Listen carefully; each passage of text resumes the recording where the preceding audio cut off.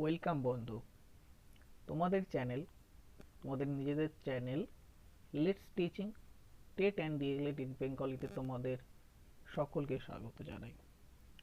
আজকে তোমাদের সঙ্গে যে বিষয়টি নিয়ে আলোচনা করব সেটি হলো 2023 সালের 24শে ডিসেম্বর যে টেট তোমরা দিয়েছিলে তার অ্যান্সার কি, তোমরা কবে পাবে, কিভাবে তোমরা প্রশ্নের উত্তর চ্যালেঞ্জ করবে বা রেজাল্ট কবে বেরোবে ইত্যাদি বিষয় নিয়ে। তো প্রথমেই দেখো, তোমাদের আগের বছর অর্থাৎ 2022 সালে যে টেট হয়েছিল সেটা 10ই ডিসেম্বর 2022 সালে অনুষ্ঠিত হয়েছিল এবং অ্যান্সার কি ঠিক তার 30 দিন পর দিয়ে দিয়েছিল, অর্থাৎ 10ই জানুয়ারি 2023 সালে প্রকাশ হয়েছিল।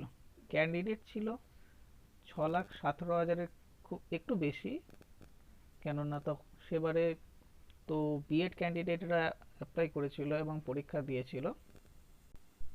তো এবার যদি 2023 সালের টেটের কথা তুমি দেখো, তাহলে সেটা প্রথমে 10ই ডিসেম্বর হওয়ার কথা ছিল, কিন্তু তারপর কিছু কারণবশত সেটা ক্যান্সেল হয় এবং সেটা পরে 24শে ডিসেম্বর অনুষ্ঠিত হয়। তো এই পরীক্ষা ক্যান্ডিডেট ছিল প্রায় 2,72,000-এর কিছু বেশি।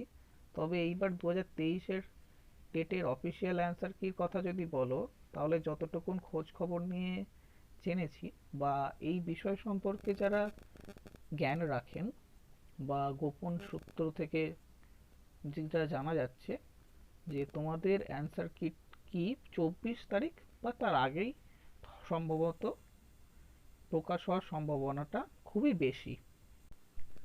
আর তোমরা জানো, যারা ক্যাটাগরিতে আছো তারা এবারে 82-তে পাস করবে এবং যারা জেনারেলেতে আছো তারা 90-এতে পাস করবে। তাহলে তোমরা অ্যান্সার কি পাওয়ার পর তোমাদের কাছে তোমাদের অবস্থানটা কিন্তু ক্লিয়ার হয়ে যাবে। এবার শোনো, অ্যান্সার কি মেলানোর পর তোমাদের করণীয় কি, তোমরা কি করবে।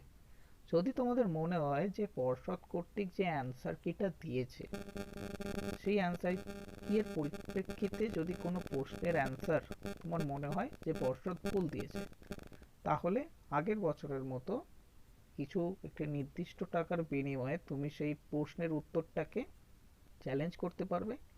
এটা মোটামুটি একটা 15 দিন মতো লাগে পর্ষদের এই প্রসেসটা কমপ্লিট করতে। তারপর গিয়ে কি হবে, তোমাদের রেজাল্টটা ফাইনালি বেরোবে। সম্ভবত এটা ধরা যেতে পারে যে ফেব্রুয়ারি মাসের সেকেন্ড উইক করে তোমাদের রেজাল্টটা বেরোবে।